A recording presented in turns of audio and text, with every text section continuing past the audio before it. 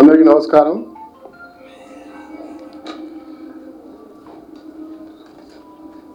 తెలంగాణ ప్రజలందరూ కూడా గమనించాల్సిన అవసరం ఉంది. ఈరోజు రాష్ట్ర ప్రభుత్వం, గౌరవ రాష్ట్ర ముఖ్యమంత్రి గారు ప్రజా పరిపాలనను అనేక సమస్యల ముందు తీసుకొని ఈరోజు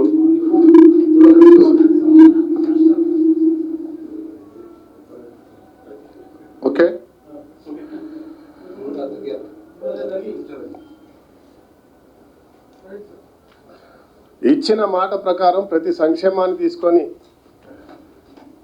మాట తప్పని నాయకుడిగా, మడమ తిప్పని వ్యక్తిగా మరి ముందుకెళ్తా ఉంటే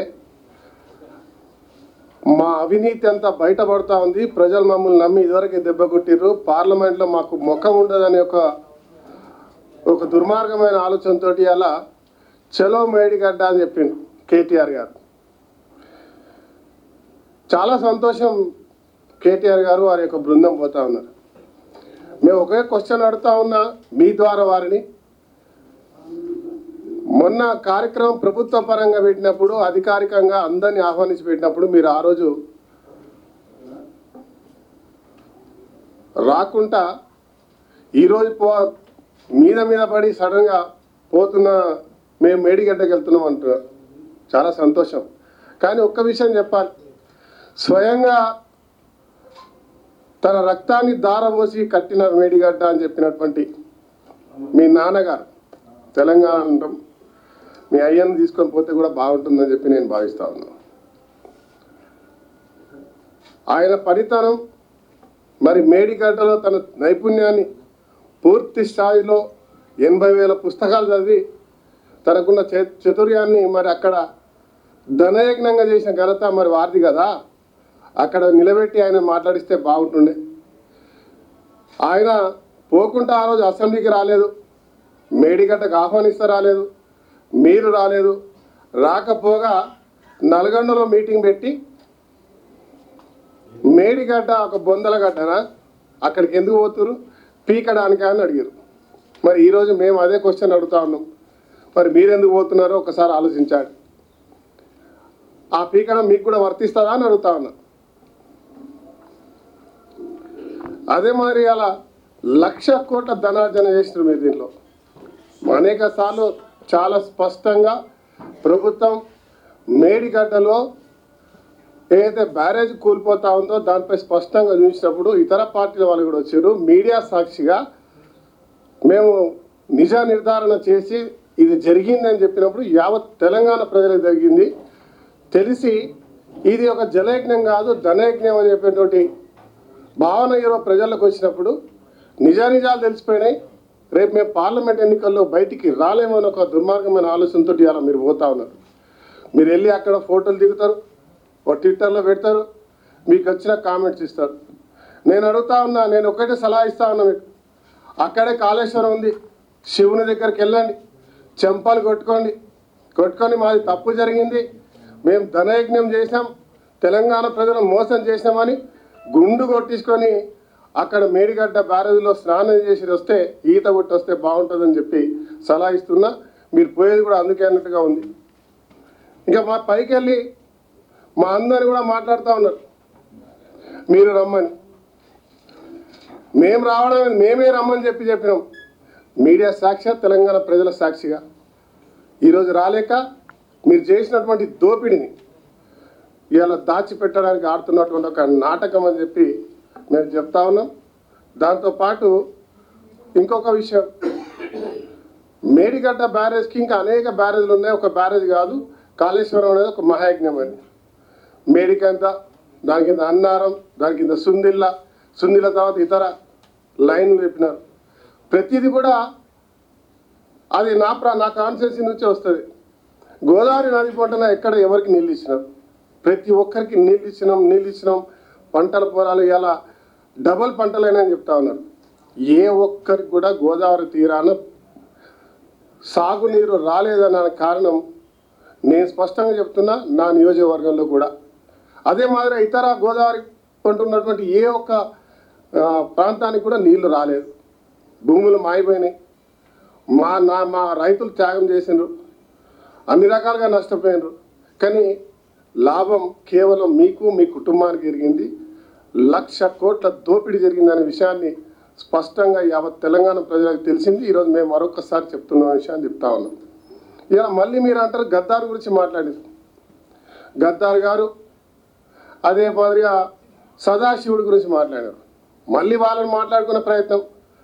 గద్దార్ గారు స్వయంగా మీ ఇంటికి వచ్చి నిలబడి అన్యాయం జరుగుతుంది రాష్ట్రానికంటే ఆయనకు కలవడానికి కూడా అవకాశం కానీ మీరు మళ్ళీ గద్దార్ విషయాన్ని మాట్లాడే అర్హత కూడా లేదు. ఈరోజు సదాశివుడి గురించి మాట్లాడే అర్హత కూడా లేదు. మేము స్వయంగా శాసనసభలో చెప్పినాం. వారు పాట పాడారు.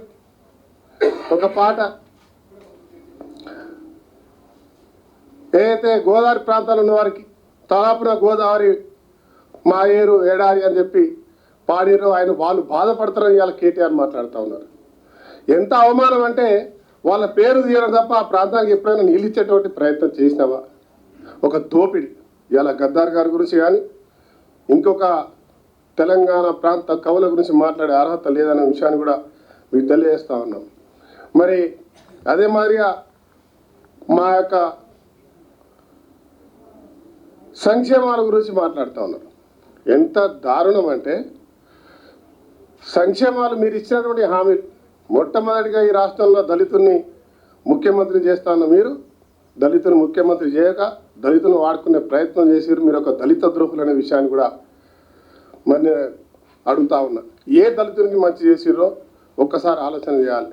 హామీల అంశంలో ఏ ఒక్క హామీ కూడా ఇప్పటివరకు పూర్తి స్థాయిలో చేరినటువంటి 2 లక్షల ఉద్యోగాలు ఎక్కడున్నాయి? 3 ఎకరాల భూమి ఎక్కడుంది? డబుల్ బెడ్రూమ్ ఇళ్ళు ఎక్కడున్నాయి? ఏ ఒక్క అంశం కూడా మీరు పూర్తి చేయలేకపోయినారు. మీ ఎన్నికల అంశం వచ్చే వరకు మాత్రం మీకు సరైనటువంటి విధిలో ప్రయత్నాలు చేసారు తప్ప ఏది జరగలేదనే విషయాన్ని చెప్తాను. ఇవాళ కాంగ్రెస్ పార్టీకి చిత్తశుద్ధి ఉంది. 100 రోజుల్లో పూర్తి చేస్తామని చెప్పాం. దాంట్లో ఇవాళ 4 నిన్న మొదలుపెట్టిన దాంతో 4 హామీలు పూర్తి చేశాం. ఇంకా 2 హామీలు కూడా ఖచ్చితంగా మేము ఇచ్చిన 6 గ్యారంటీలు అమలు చేస్తాం. ఇది ఒక మా చిత్తశుద్ధికి నిదర్శనం అనే అంశాన్ని కూడా మీకు తెలియజేస్తా ఉన్నాం. నేను ఒకటే మాట చెప్తాను, డిమాండ్ చేస్తా ఉన్నా. కేసీఆర్ గారు మమ్మల్ని ఏం పీక్తావు ఉన్నారు. మీరేం పీక్తారో ఒకసారి చెప్పాలి. మీకు చిత్తశుద్ధి ఉంటే కేటీఆర్ గారిని సవాల్ చేస్తా ఉన్నా. మీ నాన్నగారిని స్వయంగా తీసుకొని మేడిగడ్డ దగ్గర తీసుకురండి. అక్కడికి వచ్చి యావత్ తెలంగాణ ప్రజలకు మేము ఏ రకంగా మోసం చేశామో మా మోసాన్ని ఎవరు కనిపెట్టగలేకపోయారు. మేము ఇట్లా చేసినాం, 10 సంవత్సరాలు ఈ రాష్ట్రాన్ని నష్టం చేసినామనే ఒక అంశాన్ని మరి మాట్లాడగలుగుతారా? చెప్పగలిగే ప్రయత్నం చేయాల్సిందిగా మరి మీ ద్వారా కోరుతున్నాం. ఖబర్దార్ కేటీఆర్ గారు వారి బృందాన్ని ఈరోజు ప్రజలు గమనిస్తూ ఉన్నారు. ఇవాళ ప్రజా సంక్షేమాలు ప్రభుత్వాన్ని పూర్తిగా డొల్ల చేసిపోయిన మీకు ఈరోజు రాష్ట్రంలో అన్ని అంశాలపై ప్రత్యేకమైన దృష్టి పెట్టి ఏ ఒక్కరికి నష్టం జరగకుండా మంచి చేస్తున్న ప్రభుత్వం మాది. రేపు పార్లమెంట్ ఎన్నికల్లో మళ్ళీ ఇదే మాదిరిగా లేనిపోని నిందలేసి అబద్ధపు మాటలాడి మీరు ఒక బురద జల్లే కార్యక్రమం చేస్తే మొన్న ఏ రకంగా అయితే అసెంబ్లీ ఎన్నికల్లో ప్రజలు తీర్పునిచ్చారో మరి ఆ తీర్పు తగ్గట్టుగా రేపు పార్లమెంట్లో కూడా మీకు తప్పక ప్రజలు జవాబు చెప్తారనే అంశాన్ని మీకు ప్రజల ద్వారా ఇలా తరిమి కొట్టేటువంటి అవకాశం ఉంటుంది. దెబ్బలు తినక తప్పదనే విషయాన్ని మీ దాకా తెలియజేస్తా ఉన్నాను.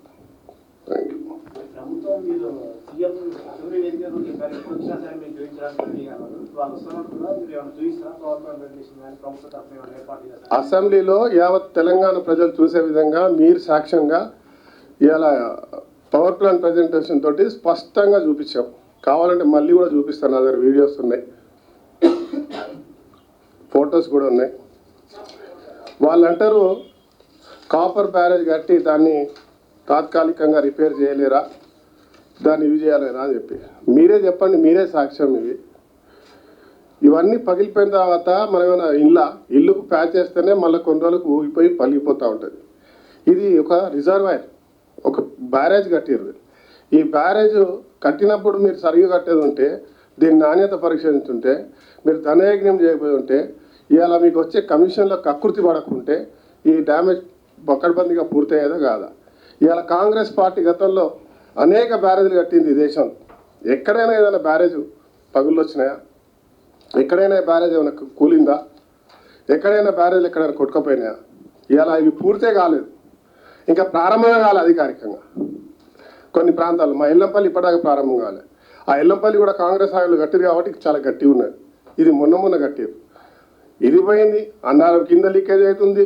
రేపు ఇంకా మా దగ్గర ఉన్నటువంటి అన్ని దీని కింద వచ్చేటువంటి ప్రతి ఒక్క దాంట్లో కూడా దోపిడీ జరిగింది కాబట్టి ఇలా స్పష్టంగా మేము చెప్పగలుగుతా ఉన్నాం, ఇది దోపిడీ అని.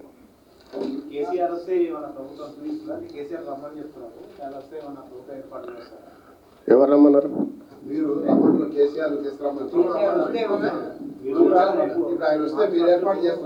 కేసీఆర్ రమ్మని చెప్పండి ముందు.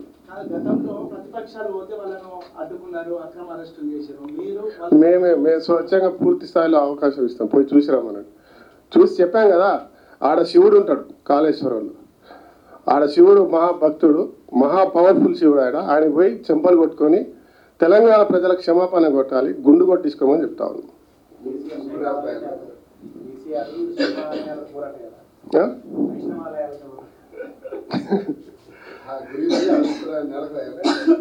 అదే గుడికి వెళ్ళి ముక్కు రాసి తప్పైందని చెంపలు కొట్టుకొని ఆడ గుండు కొట్టించుకుంటే కొంచెం పుణ్యం వస్తుంది. రేపు పార్లమెంట్లో ఎదురు తిరగచ్చు. ఇప్పుడు మేడిగడ్డ అనేది చాలా చిన్న ఇష్యూ, కేవలం 3,500 కోట్లకు సంబంధించి ప్రాబ్లం అయింది. అదే కాంగ్రెస్ చూపిస్తున్నారు. భూతత్వం అదొక్కటైతే కింద అన్నారం ఏమైంది, కిందికెళ్ళి లీక్ అవుతుంది కదా, అది మీరే స్వయంగా పోయి చూసుకోమనగా మనందరం పోయినాం.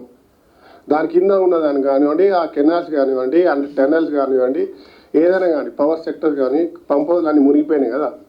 ఇవన్నీ కూడా ప్రజాధనం వృధా అయిందా?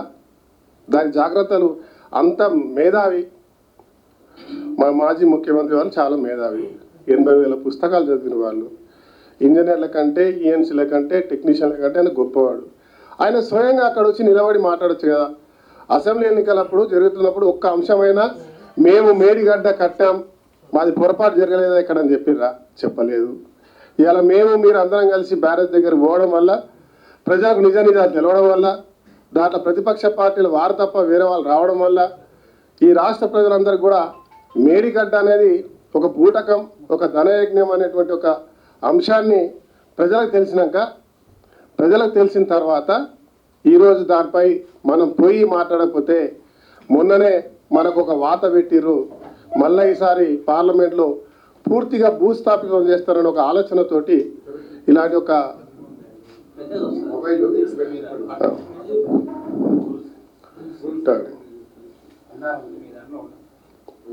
ఒక్క నిమిషం దీంట్లో పెద్దగా వస్తుంది.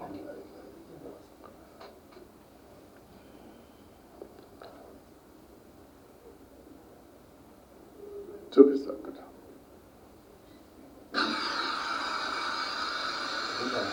ఇది అన్నారం బ్యారేజ్ కింద పిల్లర్ కింద నుంచి నీళ్ళు.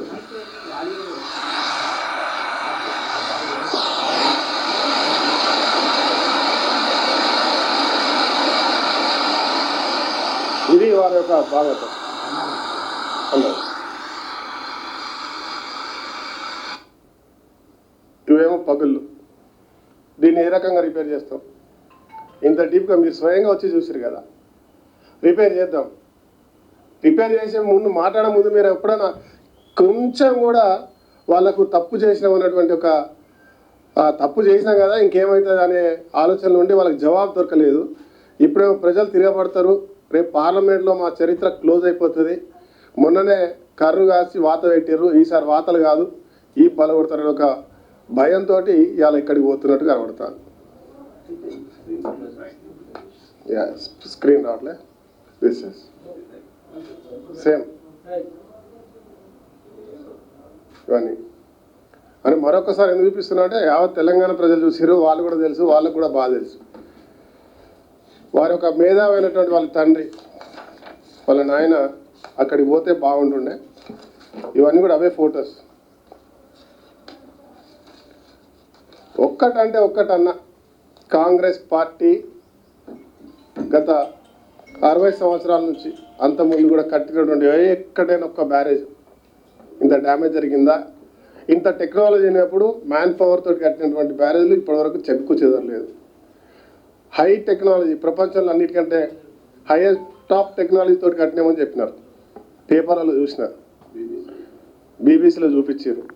ప్రపంచ స్థాయిలో గర్వించదగ్గ ఒక పెద్ద ప్రాజెక్ట్ అని చెప్పారు. హేమిలను ఆహ్వానించారు. ఏమైంది? డిస్కవరీ ఛానల్, ప్రధానమంత్రి అందరినీ అసలు వీరే ఒక ఆ రోజుల్లో ఇంజనీర్లు పెట్టుకున్నట్టు టోపీలు పెట్టుకొని తిరిగారు. నేను ఇంకో భాష వయసుకు గౌరవిస్తాం కాబట్టి మేము మాట్లాడలేము.